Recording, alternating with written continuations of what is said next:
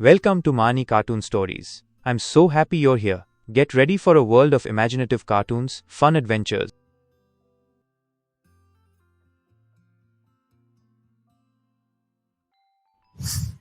संदीप ने अपनी माँ के कहने पर गांव में शादी कर ली थी। लड़की का नाम था सुनीता। माँ का कहना था एकदम मॉडर्न बहू नहीं होनी चाहिए, लेकिन उन्हें नहीं पता था कि गांव से आने वाली बहू सुंदर सुशील तो होगी और उसको गांव से बाहर भी निकाल लाएंगे, लेकिन उसके अंदर का गांव कैसे बाहर निकलेगा। शादी के कुछ दिन बाद, माँ टिफिन तो देना जरा। बेटा अब तो स्कूल नहीं ऑफिस जाता है, माँ से नहीं अपनी बीवी से टिफिन मांगा कर। ओके माँ।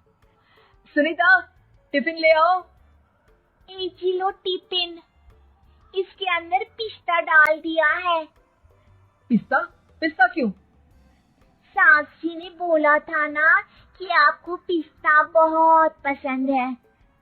ओहो, मैंने पिस्ता नहीं पास्ता बोला था, पास्ता। पास्ता? कहीं होता है पास्ता?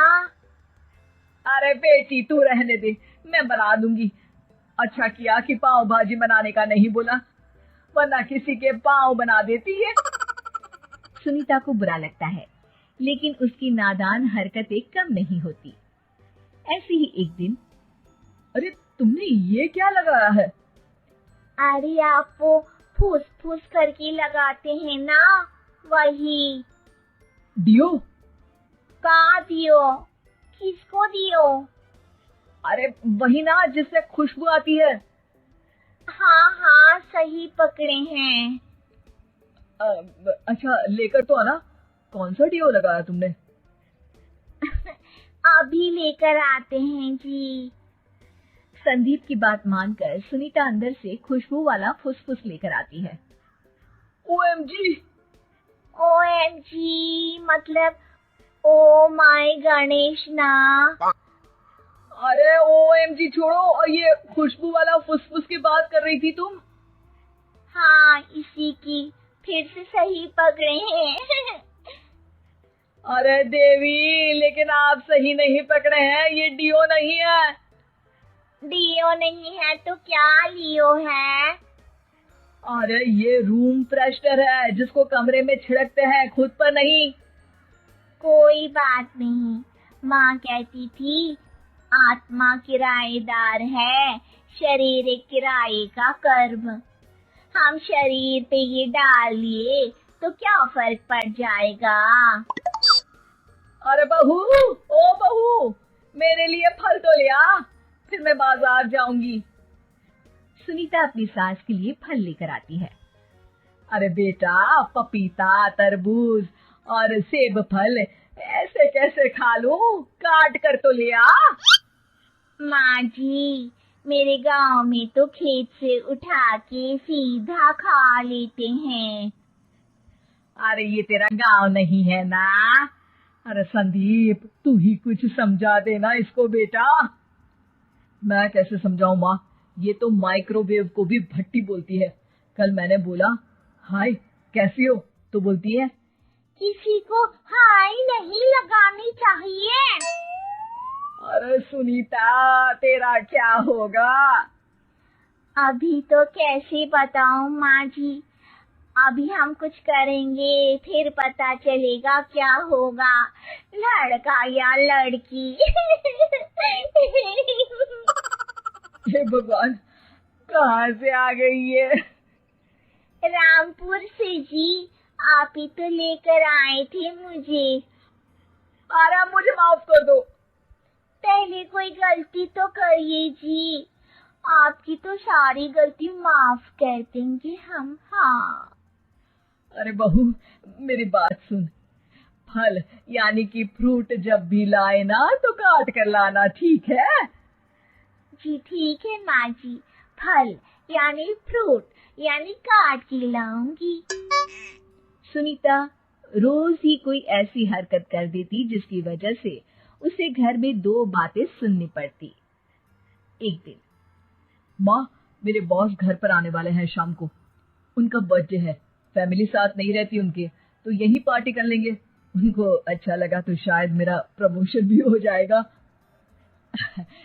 मैं ना फ्रूट केक लाकर फ्रिज में रख दूंगी और तेरे साथ आज खाना मैं बनाऊंगी, ताकि जब साहब आए तो खाने में कोई गड़बड़ ना हो। शाम को जब सारी तैयारियां हो जाती है, संदीप के साथ बड़े साहब भी घर आते हैं। आप फ्रूट केक तो ले आना बहू, फिर खाना खाएंगे। अरे इस सब की क्या जरूरत थी, आपने बुलाया वही काफी है। सर, आपका परिवार शहर में नहीं है तो हम ही आपके परिवार जैसे हैं सर। इतने में ही सुनीता फ्रूट केक लेकर आती है और बड़े साहब की टेबल पर रख देती है, और जैसे ही केक के ऊपर का बॉक्स हटाती है, ओह, ये क्या है? केक तो कटा हुआ है, मैं तो ऐसा नहीं लाई थी। आप मुझे शाबाशी दे सकती है माँ जी, मैंने ही केक काट दिया। आपने कहा था ना, फल यानी फ्रूट यानी हमेशा काट के लाना, तो फ्रूट केक भी तो फ्रूट ही है ना, तो मैंने पहले ही काट लिया। हूँ ना मैं समझदार। अरे बहू, ये क्या किया?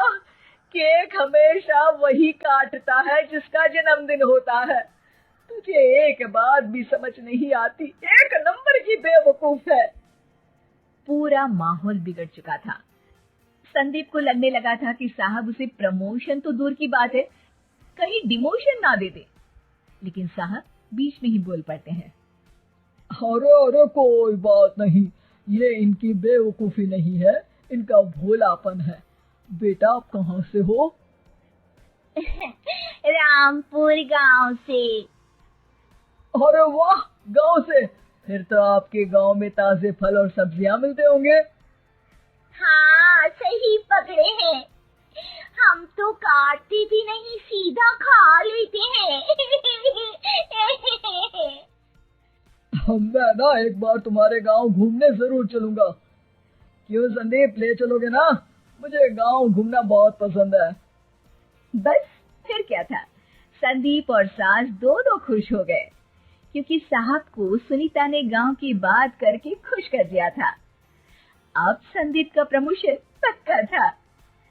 शिक्षा, कभी भी किसी भी गलती पर घबराना नहीं चाहिए। हो सकता है कि उस गलती की वजह से आगे बड़ा फायदा हो जाए।